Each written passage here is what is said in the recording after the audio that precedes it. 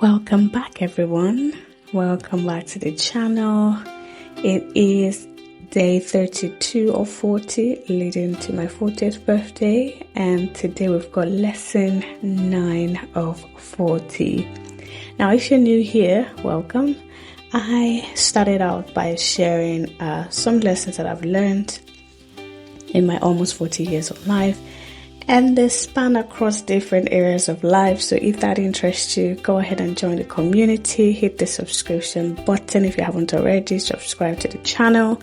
Like the video so other people can see it as well and learn from the lessons.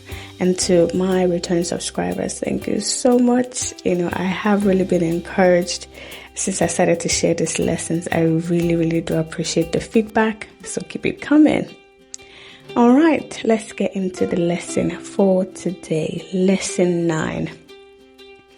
And lesson 9 is set your standards and keep them.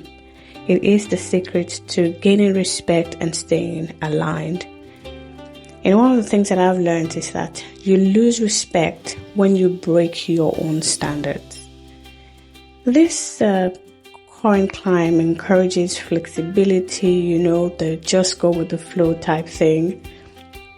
But attached to this mindset and way of life is a very dangerous habit that's silently damaging people's credibility, the habit of breaking one's own standard.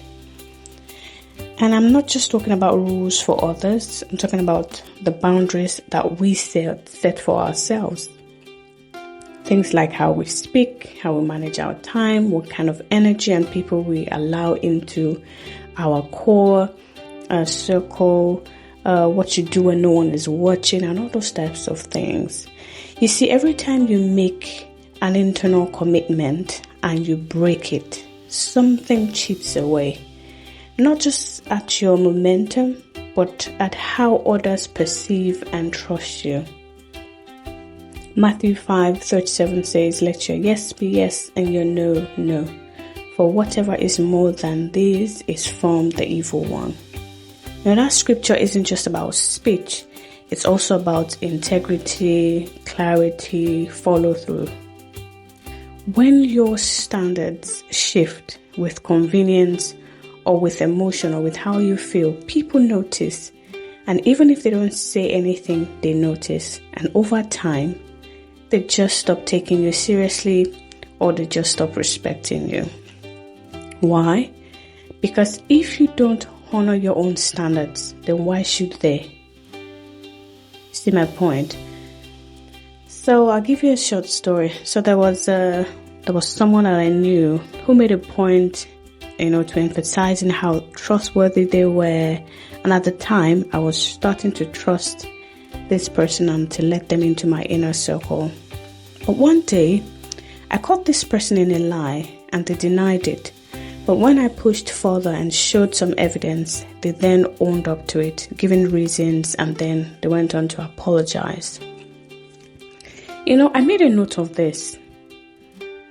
And then another day, they told a blatant lie to someone over the phone in my presence.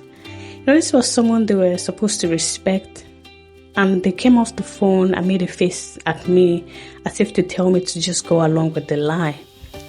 After this, I couldn't take this person seriously, and they definitely lost credibility with me, thereby losing access to my inner circle. I still had some type of relationship with them, but I made a decision that they were not the type of person that I wanted in my inner circle because of the way, it wasn't just the lies, it was just the system of deception that this person kind of encouraged in and around themselves, and I didn't want that in my life. As a personal performance coach, I've learned this. Your standard is your silent mentor. It leads you when no one else is watching, all right? It disciplines your emotions, and it communicates clearly even when you don't say a word. That's what your standards do. So if you keep breaking your standards, you will lose momentum, you'll lose trust, and worst of all, you'll lose self-respect. And self-respect, now that's the foundation of every good thing that you can build. So I'll leave you with these 4 things. Number 1, define your standards clearly. Don't keep them vague. You can write them down. What do you allow into your space? What are your non-negotiables? When are you available? What are your moral or spiritual or emotional boundaries? You need to set those. Number 2, communicate them boldly. Let others know where you stand on certain issues, and not in pride, but in clarity, because people respect clarity, right? Number 3, enforce them consistently. You see, when we set standards, they're not always convenient, all right, but we need to commit to enforcing them consistently, whether there are people watching or not.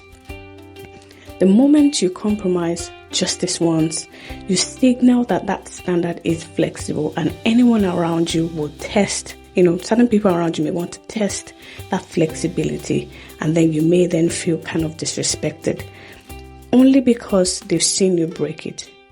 Remember, people respect what you respect. And number 4, finally, rebuild what you've broken. If at some point you've let some of your standards slip, don't beat yourself up. No, we're not here for that. I want to encourage you today to realign, reinforce, restart. God's grace meets us where we are, but He calls us higher. So this is your reminder, if you've been in that situation or if you're currently in that situation, to rebuild and not beat yourself up. Proverbs 25:28 says, like a city whose walls are broken down is a person who lacks self-control. Your standards are your walls. They don't keep the world out, but they keep you strong within, right? So today, take inventory. What are the standards you've set? But maybe for some reason they've slipped. It's not too late to get back on track. Let this be your reminder. And if you've got your standards on track, kudos to you. Keep them going, pay it forward, teach somebody, help somebody along their journey to setting their standards. Until I come your way again tomorrow with lesson 10, stay blessed wherever it is that you're listening for, and I will see you sooner than later. Bye for now.